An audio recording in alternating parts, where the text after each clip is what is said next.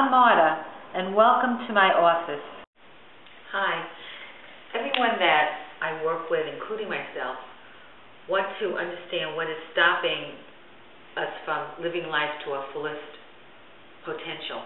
And potential is just that. It's potential unless it's actualized and put into action in life. So this is a series on the nose of life that is really, really subtle and unconscious, and what stops us from living on the edge of the excitement of change and choice. Hi, here we are again, and we're looking at what is called the nose of life. We talked about blame, we talked about judgment, and now we're going to talk about criticism. And all of these are just part of a bigger patterning, which I'm going to talk about after I talk about criticism. So criticism, what makes it different than judgment and blame? Not that much. You know, we call these things different words. It's all language. We have this language about criticism and sabotage and judgment and blame, but they're really part of a bigger picture. And the bigger picture is this no. It's this no in life. And it's about defending ourselves, about really receiving. And receiving is really about fully being abundant. And how do we be abundant? It's not necessarily about money and we're going to have the perfect maid and we're going to have the perfect house and the perfect car. Abundance is really about being fully yourself, fully giving, fully receiving all of what you are, no matter what that is. It can be the spoiled child or it can be the most loving, compassionate person in the world. This is about receiving all of the many aspects of yourself, and that's abundant. So we can fully receive all of that in ourselves, then we're not collapsing. So when we collapse, we just go into this victim. Oh, poor me, I'm no good, I can't have anything, look what they did to me, and this is blame. And then we go into judgment. Oh my God, I said all these things, I'm really angry at myself, oh, I'm judging myself, oh, I judge others, oh my God, and this is all a narcissistic patterning about you. So all of this judgment and blame is all about you. It's all about what you think about you, and it's a way of stopping and defending yourself from opening your heart.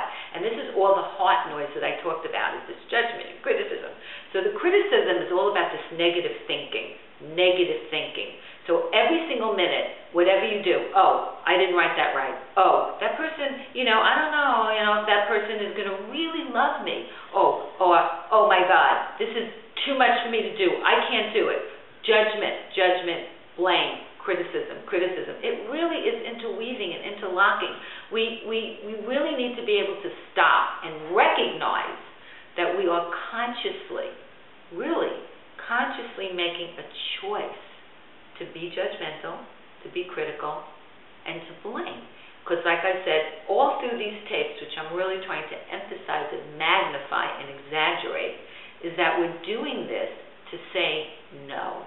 We want to stay safe. We want to stay comfortable. And although we always say, oh, this judgment, it just makes me feel so bad about myself, and I really hate myself, it really is comfortable to stay there, because then you don't have to do the biggest thing of all, which is take responsibility for your choices. And that is what ultimately the bigger pattern is, which is victim. The victim never wants to take responsibility. The victim would rather die than surrender to the responsibility that you've made a choice in life. You made a choice. If you decide not to talk to somebody, if you decide to not follow through on a project, if you decide that, you're not going to open up to your lover, if you decide if you're going to blame, if you decide that you're going to blame another for something that they did to you, if you're going to be hurt. And I'm not trying to discredit all of the feelings we have of sadness and hurt and sorrow. We have these feelings. But it's what we do with these feelings. And if we become a victim to our feelings, we collapse. We can even feel it in our body. Take a breath. Feel for a moment when the last time you have judged or criticized or blamed. How does that feel in your body? Doesn't it feel like a heavy weight? It takes you into a depression. It collapses you. It makes you lay on the couch and watch thousands of movies and eat bonbons or potato chips, or just walk around and not work out and not feel good about our body and not do. It's all this not. I can't. This is all victim. So whenever you hear, you've got to listen to what you say. I can't. This is a no. This is your victim. This is not taking responsibility that you don't want to do it. So we can, for the rest of our lives, blame other people for why I'm the way I am and I didn't get what I wanted out of life. but it really is because you didn't want what you wanted out of life. You wanted to feel sorry for yourself.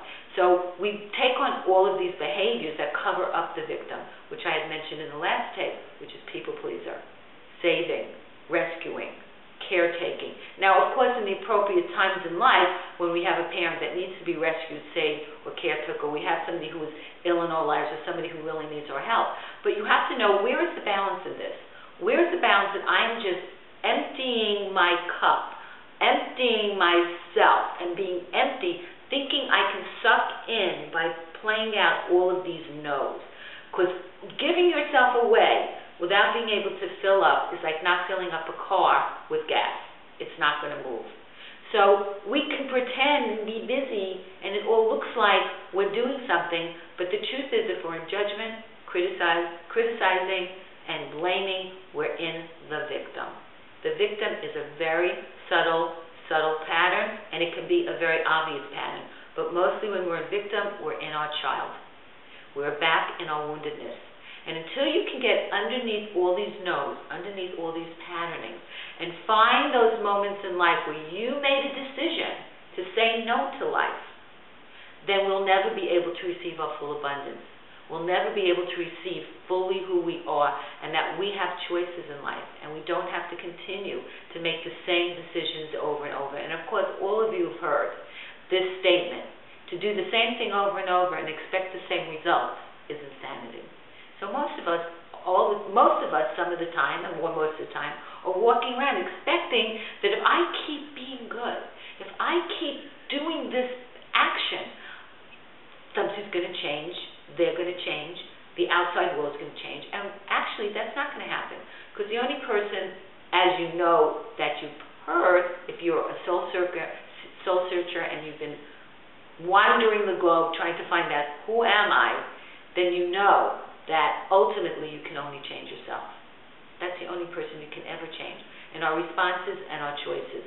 So if you've been victimized as a child, if you've been hurt as a child, if you're wounded as a child, this is legitimate. However, when you grow up and that child goes into your adult body, and you still don't take responsibility that you're making a choice to stay in the victim place, and you don't move through the cathartic, emotional place where you have to release these emotions and the attachment that you have to being the victim, then you will always be in a no in life. So take a minute, look in the mirror, and say yes. It's like that Jim Carrey movie where he said, say yes to everything. Okay, that could be an extreme. However, for a moment, take one thing in your life that you keep saying no to, you keep saying I can't to, you keep blaming, you keep judging, I'm too fat, or I'm not smart enough, or I'm not good enough, or whatever I say is not worthy. Take that one thing that you're saying no to, that you really want, and say